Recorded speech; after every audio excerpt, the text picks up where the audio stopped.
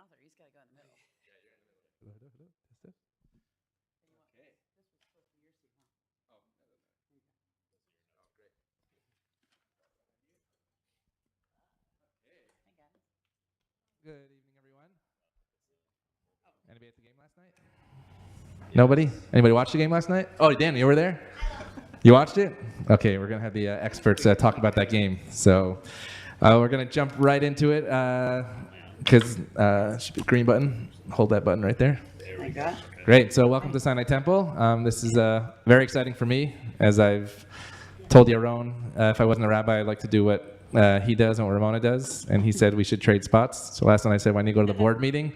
And he said his mother is actually the executive director of Frisch Hebrew Day School in Teaneck?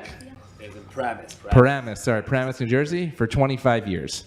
So we're going to do a little bios, but before we get into... You left out what did I say? And then I said, I heard enough about the board meeting, so Yes. I'm out. Yeah. Well, we got a couple of past presidents here, so let's be careful. Quick bios, and then we're going to get right into really exciting things here. So first, our author and our guest from New York, Yaron Weitzman, award-winning NBA writer, author a couple years ago during COVID, actually, tanking to the top, so he didn't have the chance to do that tour around the country. Yeah. Covered the NBA for Fox Sports, Bleacher Report. His writing has appeared in The Ringer, GQ, ESPN, The New Yorker, and more. And I even believe you might be in the Jewish Journal this week, hopefully. His work has been recognized in the Best American Sports Writing and by the Professional Basketball Writers Association.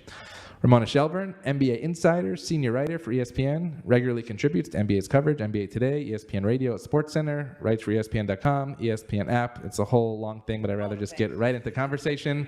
But really neat, actually, before the basketball, really amazing softball player at El Camino. And actually, before I came here, I was at Shomer Torah Synagogue, now Hamakom, where Ramona actually davens and expends her holidays and Shabbats. So thank you so much. Okay, this book here called A Hollywood Ending, The Dreams and Drama of the LeBron Lakers. But before I start, because I'm not sure if you've been on panels with rabbis before who do sports and faith, I always ask my guests, is there faith in the sports world? I know because I've read this book that there happens to be some pretty explicit parts, but faith and sports, do they go together? Ramona, do you want to go first or me? You go first. Is this on? Is this working? It's on, it's on. It's your book. You got to go first. There you go. Well, I did, in the book, I did feel like I had to drop some Easter eggs for the Jewish audience, right? So, like one got picked up today about the Luka trade. Yes, I'm going to talk about that a little later. The Luka trade, and I think Steve Human I think he's not going to be so, whatever. So it goes. Oh, no, I knew about this one. Yeah. That it was held up. We good? Yep. Yeah. It was held up because of Shabbat, right? The Luka trade was agreed to on a Friday, basically. And for some strange, super in-depth salary cap reasons that nobody else has to know. But basically, it couldn't happen until they got sign-off from a player's agent from like a 15 that was involved. And that agent was Steve Human, who is a Shabbat-observant Jew.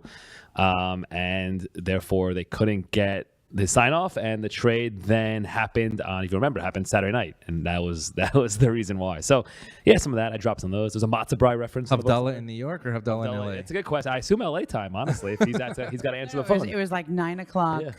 Yeah. I know a little bit about the story because I wrote some of this at the time, and it was Utah had made a trade for a guy named Patty Mills. Yep. Okay, and the Clippers traded Patty Mills from Utah to the Clippers, and Utah ended up being the team that participated in this trade as the sort of facilitating team that traded. That they just needed a third team to help make the money work, right?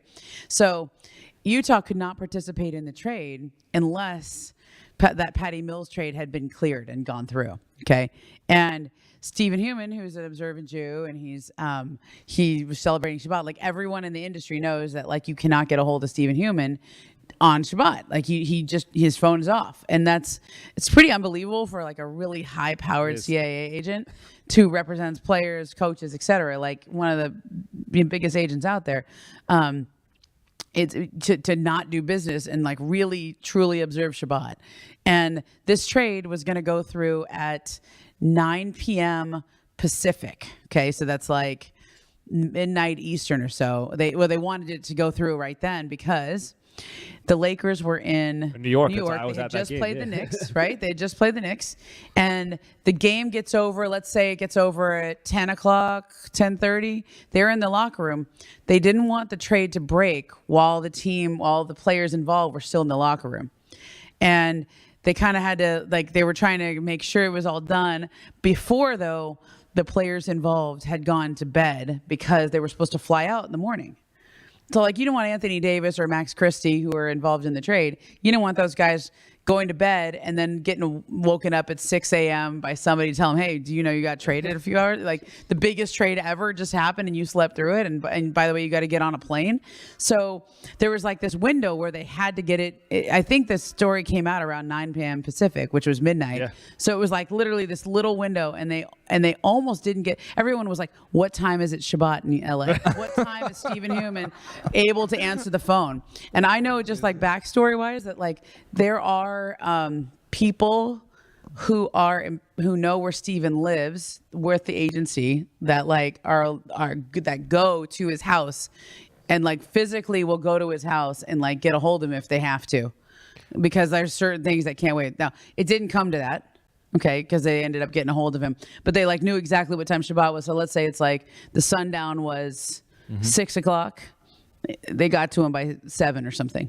So funny. Yeah, and all it was just some little certification. Right, you I had to think sign. it's because it's not even it's an official NBA union rule, right? Yeah. Every contract has to have one agent on the contract, Yeah. so it's not even like someone else at CA could do it, right? So every player has one agent. It's the official And it union had to be rules, him. and that's the only person on this rule who could sign off. So other things you could have like someone else can. I'm sure they have contingency plans for whatever, but this was literally like it couldn't happen. Yeah. So one other faith story that I love, because we were actually sort of part of it, as I just told you before, because we do have beautiful gyms here, is during COVID when NBA players were looking for gyms. And you mentioned EULA.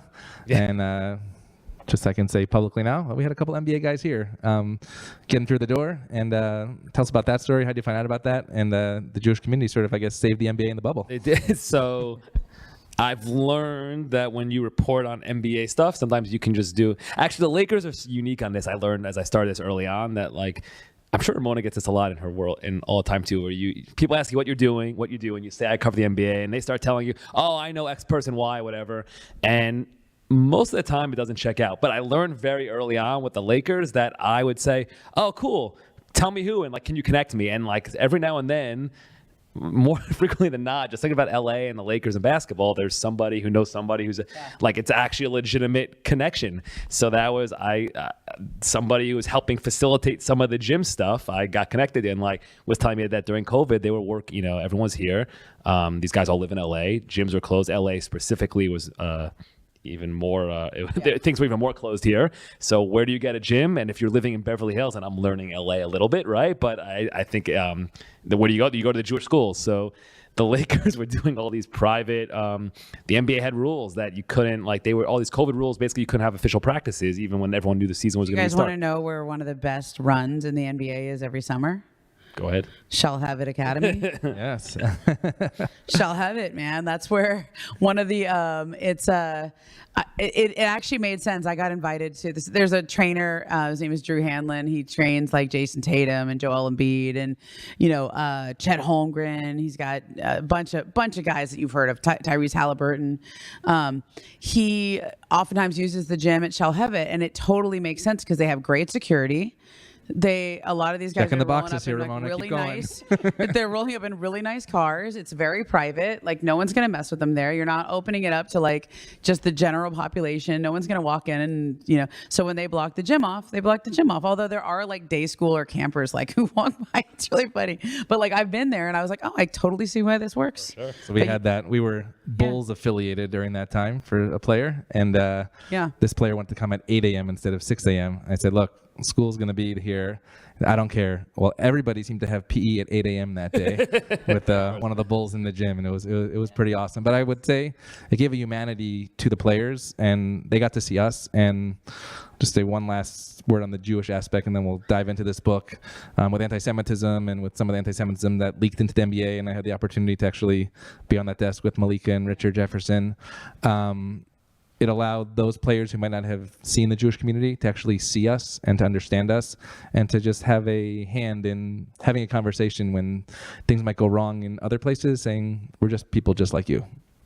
I will say, before every game, like I was just at the Laker Warrior game last night, and before every single game, I see there's a sign on the door of each locker room saying, "What time is chapel?" before. Mm-hmm. And like I think there's certain teams where like half the team goes to chapel for like 5-10 minutes. They say a prayer. They worship, and a lot of times it's not group by team. It's like both teams. Yeah. So like they're about to play each other. They're having their pregame meetings, and I've seen this like in the playoffs. Like it's both teams will be doing their chapel service. And it's not Judaism, but that's where I think their religion in a lot of ways, like everybody drops their guard when it's time to, if you're a member of faith. So let's go into this book. Number one, why do you write it? And it is so deep and in depth. And you're not from LA. You don't live here, but you have these. How do you do that? So for me, I like to write stuff that I'm interested in. I like to use myself as sort of a barometer. And like, I feel like, oh, I'm a good representative. I'm interested in that. Then I assume most NBA fans are. And I like writing about sort of the power dynamics in sports and how the things, Ramona's great at this, but the things that, what's happening behind the scenes that we don't see that leads to what we do see on the court, right? I find that it's really interesting and undercovered sometimes. And this just seems so obvious, the marriage of like LeBron, these iconic institutions and merging under one roof, LeBron and the Lakers. And being, I'm a New Yorker. I think sometimes having distance, it allows you to approach things in a different way. You can, I don't need to go to Lakers games every day. I'm not reliant on that. So that allows me to and not that I come in, but it's not that you come in saying, I'm going to burn every bridge it's just, you have different jobs. Everyone's got different jobs and different things they have to depend on. If you're a beat writer for any team, it's not to kiss up. That's not your job, but your job is to maintain relationships. Like if you're a beat writer and the star won't talk to you, like then you're failing at your job, right? Mm-hmm. Like that's literally, so I'm not a beat writer. So it's not that you can attack things, but you can just approach things a different way and you can come from a different viewpoint. So I felt like there was a lane I could fill in doing it. I'm not gonna lie also, when you do a book, you reverse engineer a little bit based on what you think is gonna be popular. And these are big names and brands, so I don't want to pretend that's not part of it, but that's sort of how I approached it. So let's talk about the Bus family, maybe externally and internally, because you're here and you're not. I just want to say also a mitzvah that the Bus family did. Even just past year, we brought a group of 14-year-olds from the Gaza region, Israelis, and it was the first time they were together in 2 years playing basketball. And the Bus family did a beautiful mitzvah and provided tickets for all of them. They happened to be playing the Trailblazers. They got to meet their hero, Denny. That was an amazing, amazing mitzvah. At the same time, there seems to be some family stuff going on to create Showtime and to allow Showtime to continue on and on and on. So how did you sort of get into that family? And I guess, how did Jeannie rise to the top over the siblings? You want me to answer Ramona? Ramona actually can answer better You wrote the book. She's quoted, so let's start with you. Fine. So okay, so the Bus family, the Bus family is fascinating, right? And I think, and I'm not deferring to Ramona on purpose, but Ramona did all the initial reporting on the Bus family internal dynamics, really, in terms of when the brothers tried to take the team from her and all of that stuff. So I'm not just saying this because she's here. These are facts that like a palace coup. Yeah, and these are facts that Ramona was the one who has written those seminal stories on that. And I would say that even if Ramona wasn't here, I'd be saying Ramona Shelburne did the reporting on this. Okay, so I think to understand Jeannie, and this is the part I'm really sympathetic to, you have to understand armchair psychology, but what if your brothers try taking this thing from you that's really important in your family, what that would do to you? And the answer seems to be you're going to surround yourself with people you trust. And that to me is the most understandable and relatable thing that I can get. It doesn't always mean it leads to great decisions or great decisions or things that she's not thrilled with this book. Fine, right? That's fine.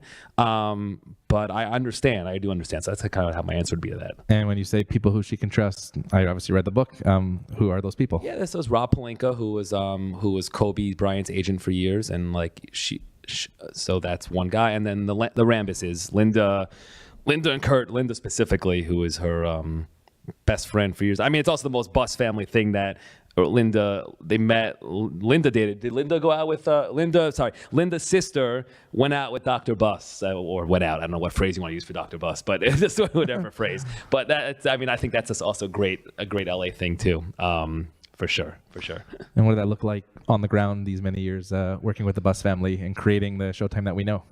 So what I would say is Jerry Buss had 6 kids, and 4 of them were from one mom, and the other 2 were much younger. Like the younger brothers, I think, are 30 years younger, 20, 30 years.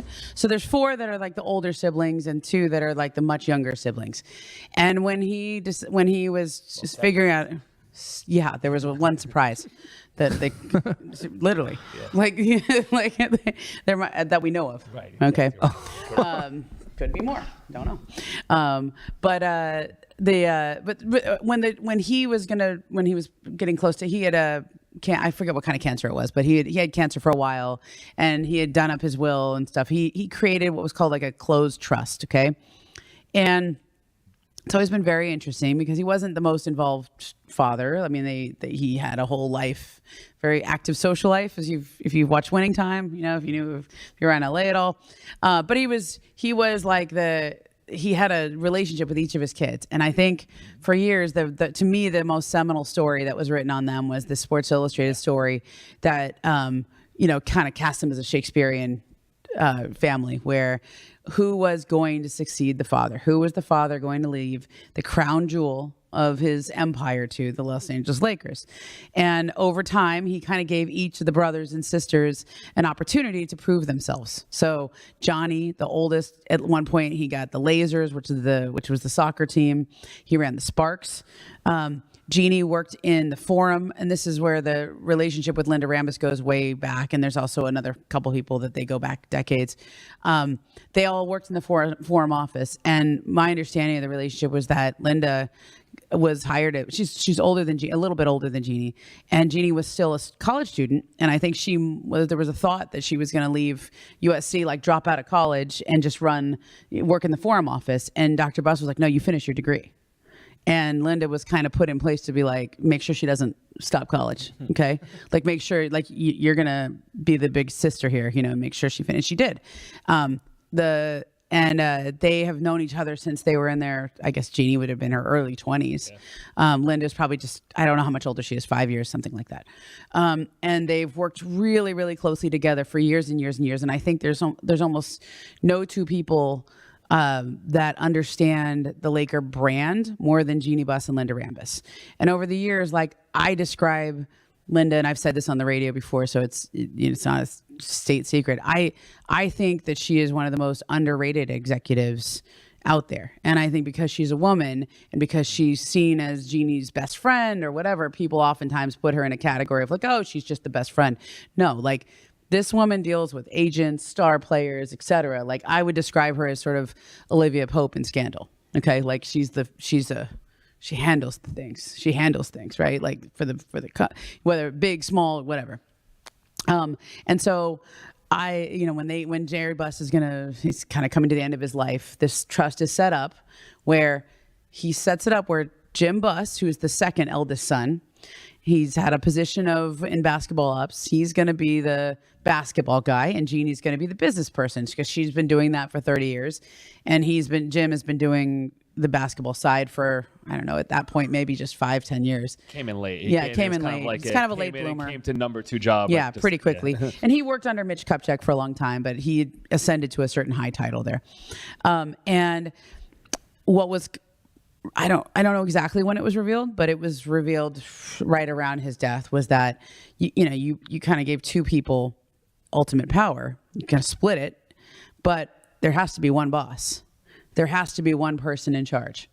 And I believe that it was a bit of a surprise to Jim and to probably Johnny that Dr. Buss in the end gave the ultimate power to Jeannie. Even though they both have equal titles, the ultimate power went to Jeannie. Jeannie's the one who went to college. She finished college. The older 2 did not. And I don't think that went over as well with the older brothers.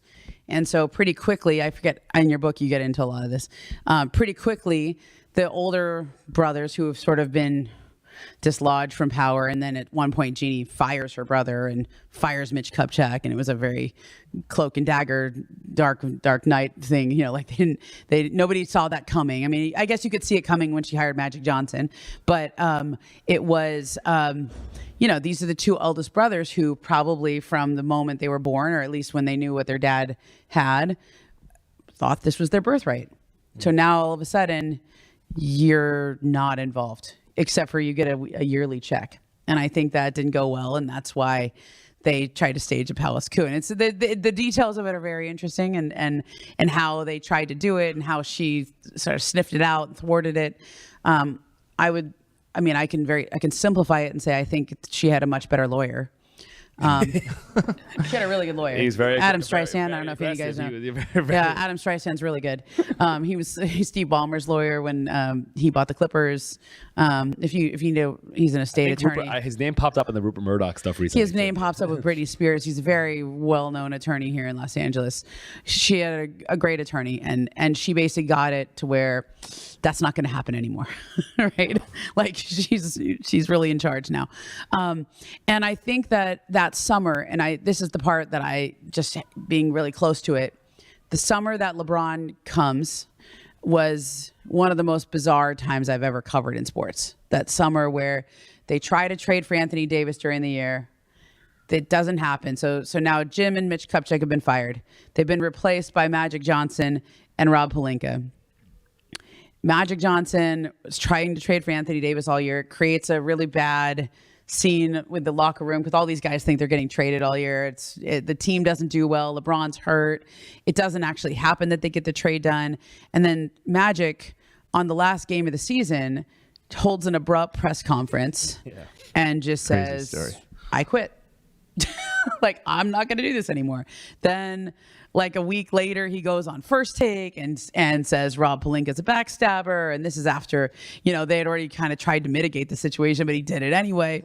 And so I think at that point, this is a guy, Magic Johnson, who Jeannie Buss has also known since she was 19, 20 years old, who her father regarded as like a brother, like another member of the family who's just now thoroughly let her down and done it in the most embarrassing public way possible. And so I think at that point, like, you close ranks. I mean, I agree with you, like, you close ranks, but I don't think it's just because her brothers tried to do this. I think Jeannie had always kind of handled her older two brothers. I think they were not really as much of a threat other than being able to pull what they tried to pull, and then it didn't work. But at that point, when Magic lets them down, it was, I'll never forget that press conference. Frank Vogel gets hired as the head coach of the Lakers. Question is about Every single question is to Rob Pelinka about Magic, who had just gone on First Take earlier that morning and just trashed Rob and all these things. Like, he said he wasn't going to do it at a dinner they had, and then he just did it anyway. And it was like, whoa. Before Frank Vogel, I think somebody finally asked him a question. How do you think, But I will say, standing in the back of that press conference with a neon pink hat was LeBron James. Like a neon pink hat, like, look at me, I'm here, I'm supporting these, this organization that I've just now made my, partnership with. And that was, I thought, a very strong statement by LeBron. And then a few weeks later, they trade for Anthony Davis. So, okay, fast forward. So let's talk about players. First of all, I couldn't imagine being at the Bus Shabbat dinner that week. That must have been crazy. Some of the stuff in the book about LeBron that caught my eye. I was like, whoa. So, the Westbrook one that leaked the other day. That's right. So let's talk about that. What flying in separate to game. That was good. Okay. The one that I don't know if you've released this excerpt yet. There was something about he didn't want the Cavs to trade Kyrie Irving. Yeah. And then I guess he was on the phone with Kobe Altman, the GM there. Yeah. So I'm gonna is that gonna be released? No, the Athletic report that originally used it. That okay. is not. I will give. Okay. I will give props. I hadn't read that. I was like, oh. Okay. Yeah, he tried talking them out of trading. Yeah, he tried talking them out of trading Kyrie Irving, the Cavs that year. So LeBron, Magic, Kobe. That's the trinity, at least in my lifetime, in our lifetime. What's the difference between them? what has LeBron done? Yeah, we could write a book on the difference between those three. But I was really moved, at least in my. I think everybody has one of those. Where were you when? Especially when Kobe was killed. I was at a birthday party for my kid, and all the people were like, "What? That can't be true." And this team's coming from Philadelphia. First, let's start with LeBron. Like, who is LeBron, and what did you learn from your research about who this man is that is now sort of king of our city? It's funny. So I've been trying to come up with a good book tour answer for this, and where I've landed is this is your first stop, right? Right. But Sinai Temple, you say? Even so, I'm confused by LeBron. He's hard to I find him hard to summarize in one or two words. It just.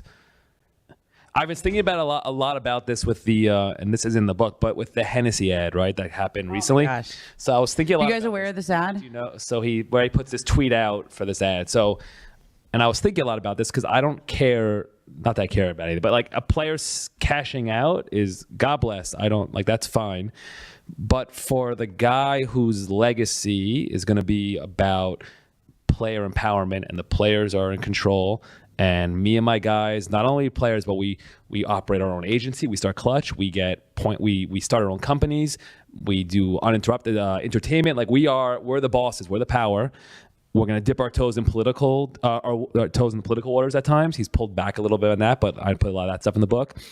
All these schools and it's a weird line to draw, the tweet, but the teaser tweet was what did it to me. And it's a weird line, but you're gonna leverage for that guy to, at this point later in his life, leverage his ability to capture attention and the zeitgeist and fame for the purpose of helping a company he doesn't own or invest. I mean, maybe he owns, but not his own company, sell some booze was strange to me. And almost contrary to usually evolutions, guys do that when they're 25, and then when they're 40, you start kind of, I'm going to do this. I'm more serious about these kind of things. This seems like a reversal of where he's been. So the answer, he's all over the place. He's really hard for me to summarize. I know it's not a great answer, but just we have some amazing things, and I wanted to make sure in the book the stuff around 2020 he made real impact, real on the ground impact, and I think that's what him and his group are great at. Is when we want to do something, we know what we don't know. This is what they say, and we're going to find the experts to execute this, and that is their superpower. Him, all of them, like Rich Paul, all of them. They know what they want to do, and they bring in experts and they execute. But then there's things he does, and it's just weird. I know it's just weird. So I don't know. That's kind of how I landed on it. The way I can explain that is basically, I think that we're catching LeBron at later in his career. He peaked. Yep. Right? Did he peak in Miami, or did he peak when he won the title in Cleveland? We can debate that. As an athlete, probably in Miami, he was unbelievable. There's never, if you want to have the greatest of all time debate with him and Michael Jordan, put him in those Miami years, or put him in that last year with Cleveland was, I don't think I've ever seen an athlete have a year like that. He played all 82 games. He played every single playoff game. He played 40-something minutes a night. And I respected the hell out of it, because I was like, I think this guy knows he's leaving Cleveland and he's going to give every last drop of sweat and blood to that city. I was like, wow, he really left it all on the court there. And that was the high point. And this is just the last part. This is just what he did afterwards. It's the weird the weird epilogue, this thing in LA. He did win a championship in LA. He did. It was a bubble championship, but right. I think it was harder to win the bubble championship than it was than any other championship, because all those guys, I don't know how they did it. They spent 3 months living in a hotel with they finally got to see their family the last few weeks or something, but the mental toughness it took to undergo what they put themselves through in the bubble, I think was harder than anything. And I wrote it at the time, the team that was going to win the championship in 2020 was the team that survived the conditions better. We all look at it in 2025 going that period, that year feels really long ago because our lives are somewhat back to normal. But I think it's not that long ago. We also do remember what it was like to live with a mask on and to test yourself 3 times a day and make sure nothing, right? I had to put a mask on the other day and I was like, oh God, this is so uncomfortable. Remember when I just lived in this? It was just, so, but I was at home with my family. I didn't have to go on the road like that and to be gone for months. So I give that guy a lot of credit for what he's done. Mm-hmm. But I just think that when he left Cleveland, there wasn't some grand narrative that he had left to write. He just picked a glamour franchise. He picked a marquee franchise, and he picked our city because he had ambitions outside of basketball. I love this too, because I don't think, like, if you ask why he chose the Lakers, you get 14 different answers. Like, it's never really, it's his wife wanted to move. Wasn't a great good thing. Yeah, but I don't think there was a better choice. I think I think Cleveland had that team had probably done all it can do. They'd already traded Kyrie. That team, he was flat out carrying that team. Could they've continued to win the East? Maybe, but probably not. Like, and I think that he was like, they traded all the draft. Like, when you have LeBron, you can sort of trade away all your assets to keep giving him chances to win. And so I think they'd kind of gone through all their assets. Like, that team was over. And so, okay, where is he going to go? Is he going to go back to Miami? That would have made sense. Is he going to go to LA? Is he going to go to New York? But you can't just like all of a sudden go to Orlando if you're LeBron James. Like, you can't go to like Indiana. You got to go to a big glamour franchise. Like, he wears a Yankees cap. He wears a Cowboys cap. Like, there's only like a few of these franchises in all of sports. And like, he's the biggest brand in basketball, and so are the Lakers. And so it was just it was like a I don't know, you want to call it a merger and an acquisition, like it was a brand deal. That's the best way to put it, I think. One last question before we open it up. Yeah. This is just a minutia of the book. You want me to answer the like our Magic, Kobe, and LeBron? Well, I'll ask a more pointed question based on something you talked about in the book. I thought was fascinating when they played under Coach K, not the Dream Team, but the Olympics and the Redeem Team. Yeah. When Kobe and LeBron actually had to play together, and those personalities sort of had a match. Talk a little bit about that and what we saw them sort of realizing they can actually complement each other in life and not be, rivals. They were polar opposites, right? Yeah. I mean, like in every way, and I did this a little bit, but just Kobe, like let's going to summarize it. Kobe wouldn't be friends with stars on other teams. LeBron obviously is. Kobe, the idea of he wasn't focused on.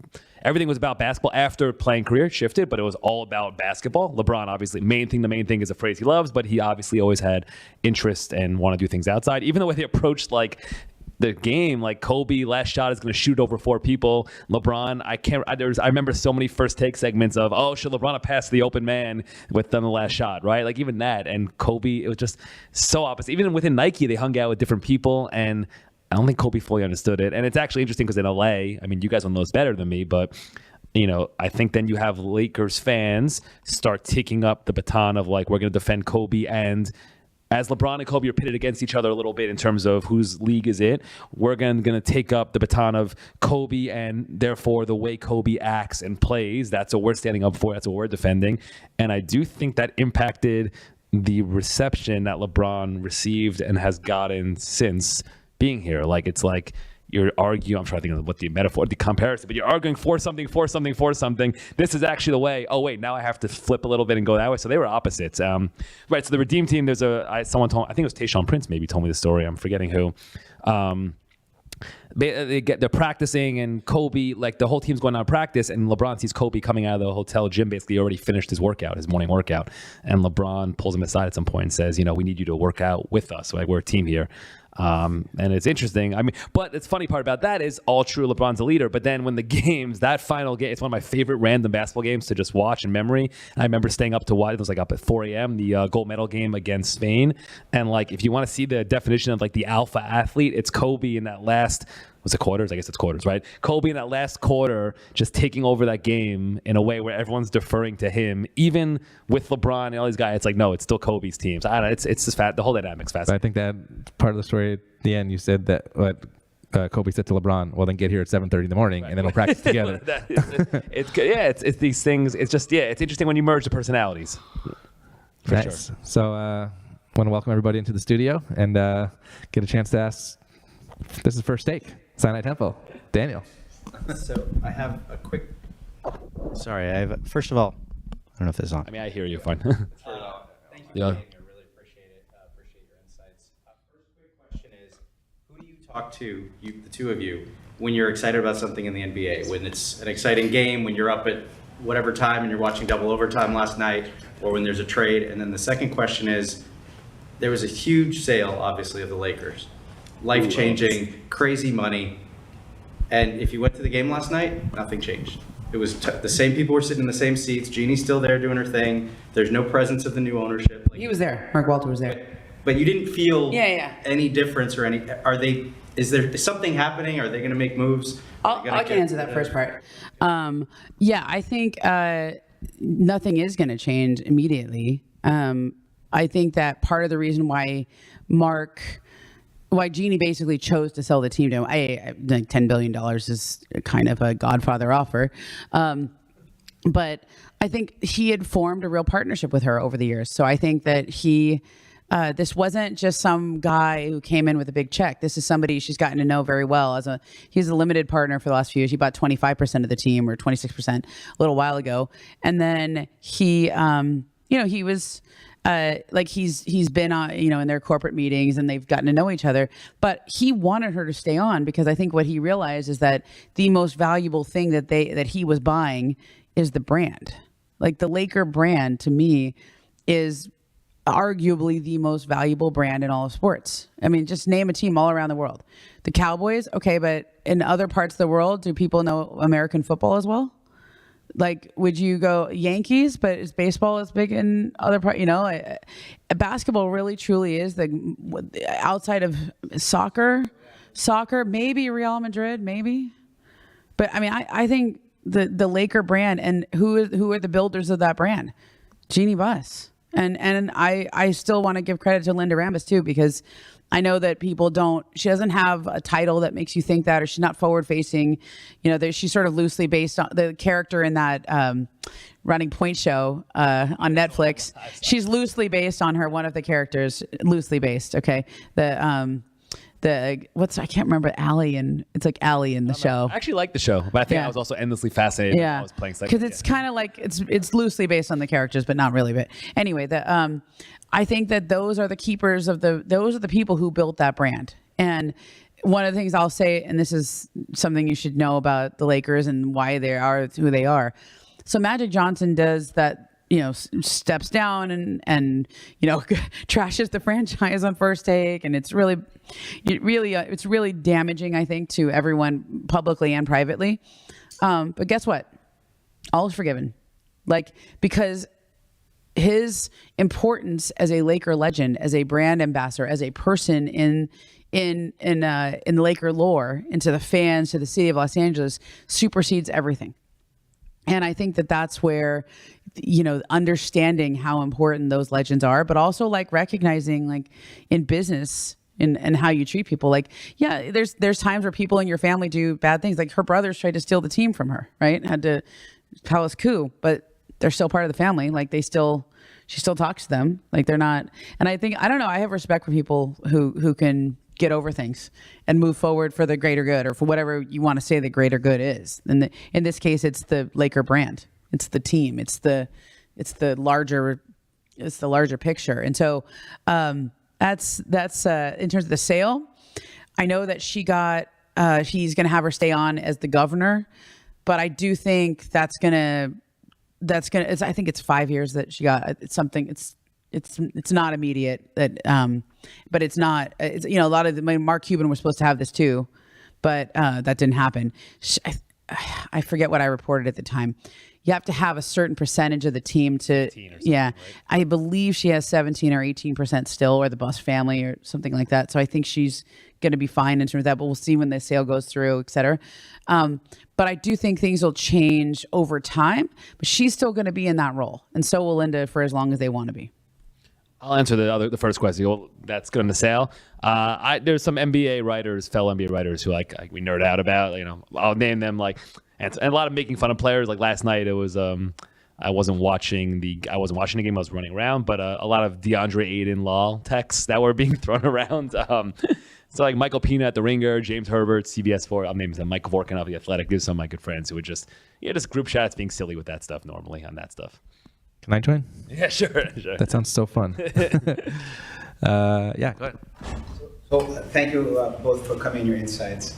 So one of the things I've noticed about a lot of these superstars is they can be wonderful players. They're not always great managers, as we see with Magic Johnson, or as we say, like Michael Jordan, who I think he's the GOAT, and that's for a different story. But Mike was involved with ownership of the Charlotte Hornets, and he's still with his Nike brand, the most successful sports figure. But to see that evolution, but I think for like at least my generation, I'm a couple years younger than what Kobe would have been if he was still here.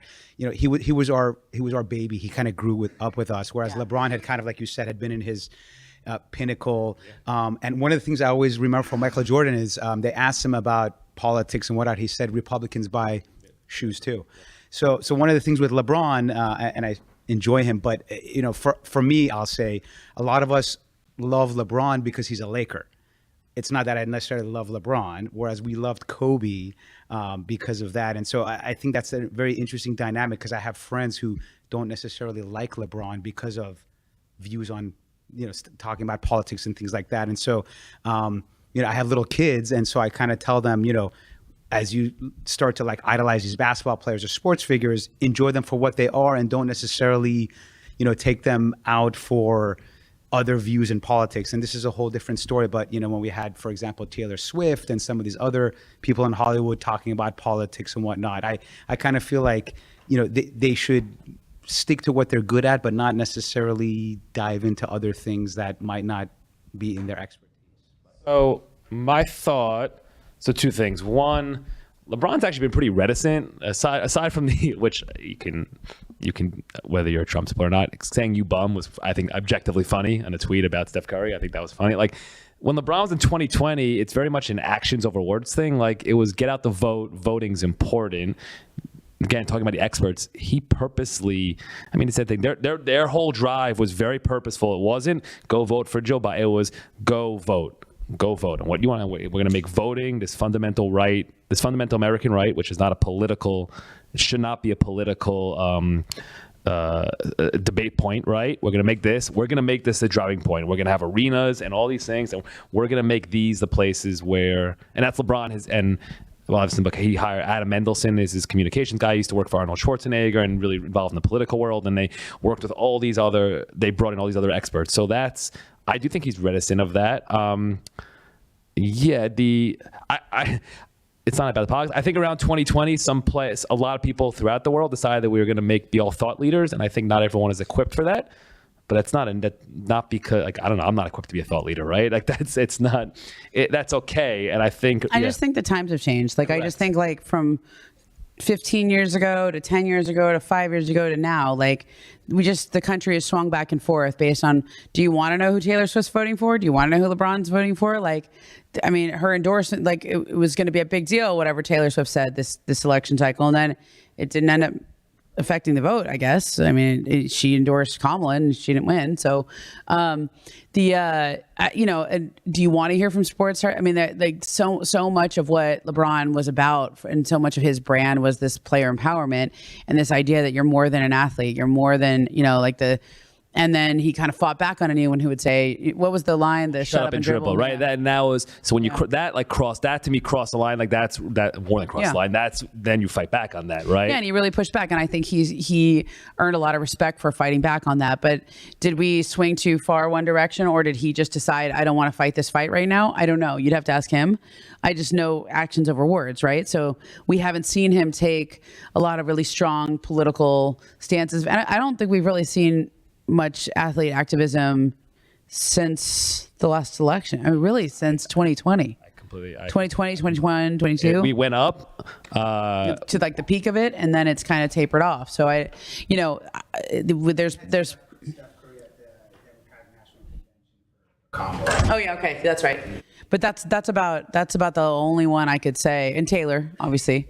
She's not an athlete, a singer, but I think that's been much more muted in the last few years. So I'm sure there's another book you could probably write about that, Yaron, if you want, and why that is. But I just attribute it to cultural swings. I think it's exhaustion. I think also I haven't asked about it, but I'm exhausted from it. I think it's just like, who wants to deal with that? I don't know. Not even from Well, like on LeBron's side, when going back to LeBron versus Kobe versus all this, like they're just LeBron is he came here at the end of his career. Like he came here, he delivered a title. I think if you're a Laker fan, you got to just be happy with that era. The Lakers were really bad after Kobe. Do you remember how bad they were? They're in the lottery every year. And so like people forget that. They want to get on LeBron and be like, maybe his Q rating isn't that high, or the Hennessy ad I thought was a jump the shark kind of moment. Like I was like, oh, whoa, you invoke the decision 2.0 and then play it out over. I mean, but he got paid well for that, I guess. But it was the second time he had done that too. There was the Amazon Prime ad. I'm going to take my talents to South Beach. I think that's when he first had that little, That's the first decision. I'm going to take my talents to South Beach. A lot of people didn't take that well the way he can. Well, yeah, that's his first one. And then I think there's a sort of rebuilding of his image after that. And I think his pinnacle is probably bringing the title to Cleveland. And everything since then. I mean, what happens when you get to the top of the mountain? You fall back down. It's just the fame cycle. I've thought a lot about this also with this. Like, I think the fact that the high point, it's not his fault, that the title happened in a bubble. I was thinking about it the other day because I was taking Uber back from the arena, and the Uber driver was telling me how he cut school in the 80s to go to the Lakers championship parade, right? Oh, it's like a civic. I mean, everything shuts down. The whole city shuts down. And these are the touch points that fandom is built on, and that was robbed from, like, the LeBron's high point happened where you have no fans, no memories, and I do think that's going to impact the legacy in 20 years from now. People look back, and it's through no one's fault. It's just one of these things. It's going to, like, how much bigger was the Dodgers championship last year than it was in 2020? Yep.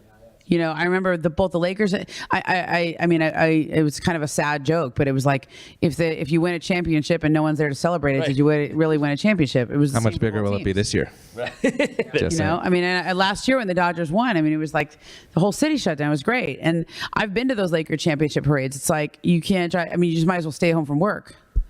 Don't even try to drive anywhere that day.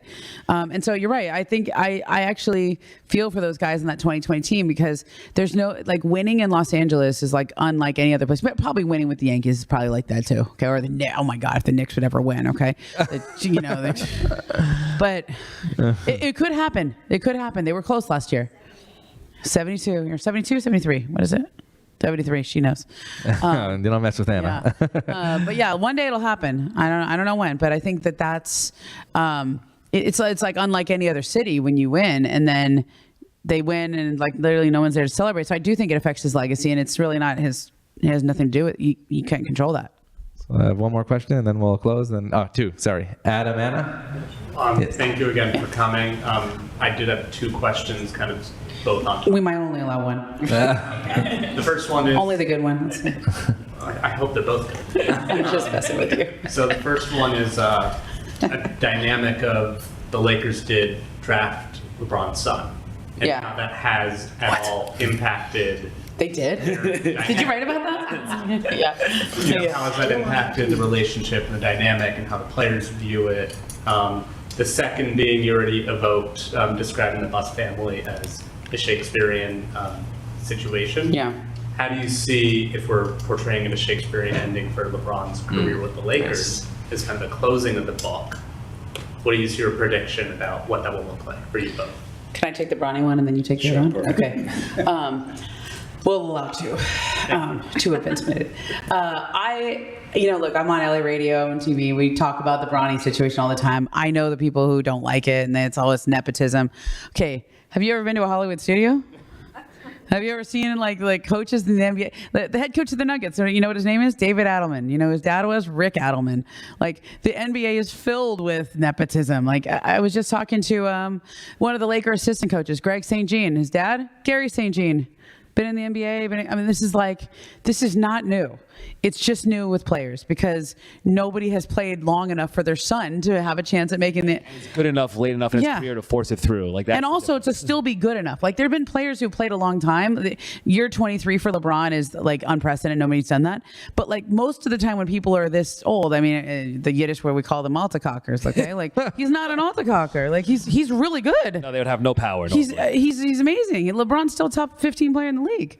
So he had the power over the Lakers to do that. And my take on it was, and it remains this: if drafting your son with the 52nd pick in the draft will make LeBron 10% happier or 15% happier, and he decides that he's not gonna sow any seeds of discord at the trade deadline or cause any problems with your team, or like whatever it is, if that cements your bond for life as part of the Laker brand is that they take care of their stars like nobody else. They give, if that's going to do that for him, fine, whatever. Like, the guy can play. He's been in NBA games. I'm not saying anybody else would have drafted. I think the Warriors had some interest in him. I know the Mavericks had some interest in him. Was that because they thought he was a good player or because they thought it might help them get LeBron? I don't know. Okay. But I will say that, like, I think it's fine. Now, dynamic on the team, from what I was around last year, I thought it was fine. I think most of the guys thought it was cool. Like, they were all like I remember them thinking like, wow, it would be cool if my son did that one day or whatever, you know? Everyone likes Bronny. That's the other Yeah, he's kind of he's just like a nice kid. So like, if he walked around like a jerk or something, problem, but he's a nice kid. Yeah. So the LeBron part. So my answer to this has been, I don't know, but I don't think he knows either, right? Like, in terms of the ending, I think he's confused now. No one from his inner circles told me, but educated guess with armchair psychology. Like, this is the first time in his career he's on an expiring contract. It's the first time he's not in control. There's a lot of things that are important to him, and I think he probably feels a little boxed in. Like, he's not going to do a random, like Ramona said, he's not going to play for a random team. Everyone assumes there's going to be a farewell tour. Maybe not. He's earned that, by the way, too. But I don't think he's going to be like, yeah, this is my last week of playing. See you guys. I think this kind of probably going to be a final season. I mean, he literally has cameras following him around already. He's had that for a while. So I think the whole time he's been in LA.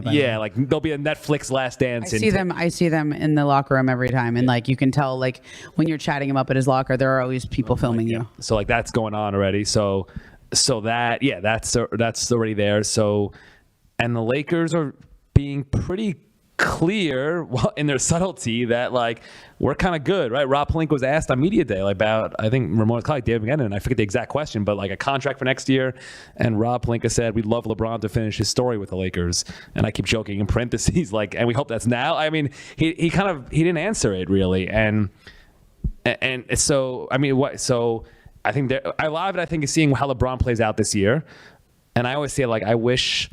The money part's the interesting part to me. I think if he's been big on not taking a pay cut since the Miami days, and that's been a big thing, and I respect it.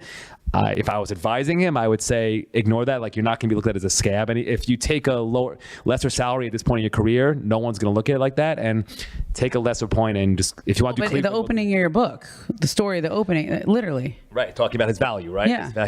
He's right. He knows his value has always been more. In Miami, he took pay cuts to go play Miami. I think if there's no salary cap in the NBA, he'd be making $100, or he would have been in his prime, making $100 million a year, and that'd be underpaid probably, honestly. So. Correct, but it's a principle thing too, and it's about being a representative of the player force. I really think that's part of it. So like, that's, if I'm taking a pay cut, I mean, you see in the NFL, Tom Brady takes pay cuts every year, then every owner goes to the player. Kevin Durant just took $15 million less, right, a year. So the short answer is, I don't think he knows yet. I really don't. I don't think anyone knows yet. Right. I really don't think anyone knows. I think it depends on how the season goes. Anna. The reason I know 73 is because that's the year I moved to LA. All right. And there you go. It was pretty dismal when Kareem retired. Oh, yeah. So, well, we came back, we bounced back. We saw the first Dream Team in 92. Wow. Nice. Where'd you see him? In Barcelona. Ooh. But we got in late and they were leading off a hobbling magic as soon as we got there. But we did get to see the game. Cool. That's cool. It was pretty cool. My question, if I may, is about the WNBA. Okay. This is the first year in a long time that I remember so many colossal, outstanding women. And I'm wondering if you think that's going to impact fans and how they view the sport and how they come out and the money the women make, because it's dismal. It's beyond dismal. I think the women are going to make a lot more in their next deal. And I think that right now we seem to be in a little bit of a war of words about revenue sharing and how we're going to decide that, or, whatever it is, back and forth. There's like dueling statements coming from the league and the union and yada, yada, yada. This is all negotiation. It really does come down to, like, the bottom line is, like, how much more money are these women going to make? I think it's going to be 4 to 5 times more than they're getting now. It would be nice if it was 6 or 7 times, but I think that this is really, I mean, I've been a person who's covered the W since I've started in media. And like, I'll never forget, I did it because I was a college softball player and I'm daughter of Title IX. And and also, like, I want to support women's sports. And I think the way to do that is to cover them at least in my role. Like I can cover them and write about them and give them exposure. And so I covered Lisa Leslie and Candace Parker and Tina Thompson and all the early Sparks teams and stuff. And I remember going to those games, and it was just like there's hardly any fans there, and they're playing empty arena, and they would practice at like Southwest LA Junior College, and reminded me of the Clippers, where Donald Sterling used to practice too. But I was just like, they're taking ice baths in a high school, training room. Like, what are we doing? So they're like the best women's basketball players in the world, and like they got treated so much better even in college, and so. We're not that far removed from those days. We've just had a couple of good years, and I think we've hit a turning point, but the league is at a really important point now, and they got to do everything right. So the way I describe it to everybody is it's like urban planning. Like if you don't have a good urban planner and you don't get on and you have explosive growth, you're going to have a lot of traffic. The city's not going to be done well. The buildings are going to not be, the rent's going to go up because you're not going to have enough housing. Like it's like right now, the decisions that are made at the league level with all these franchises that are coming into the league, with the way this new CBA is going to be done, these are very, very important decisions about how it's going to be built because it needs to be sustainable.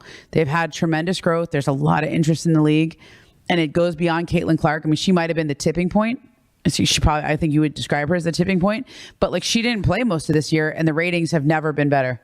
She was hurt for most of the year, and people are still tuning in to watch game after game after game. And so they just got to get this right, this next phase. And like, if they shoot too far, and this CBA doesn't, if it's not sustainable, you're going to see we've seen this model before with like NBA, with a lot of franchises, and they're NBA owned. We've seen them, they folded. Like the original iteration of the WNBA was WNBA. It was NBA franchise owned a sister WNBA franchise. They supported it, et cetera. That's why the NBA actually owns 42% of the WNBA. And another 16% is owned by private investors that came in on a capital raise a couple years ago. So a lot of the money that they're making is going back to the original investors before it ever gets to a revenue share situation. But I don't think the revenues are quite there. I do think it will be there. And they just and they're getting NBA partners now, like the Cleveland franchise, Detroit, and Philly. Those are all NBA franchises. Now they're going to own new expansion teams. And they're going to have the infrastructure. So this is the same. You're going to share season ticket holder lists. You're going to share marketing.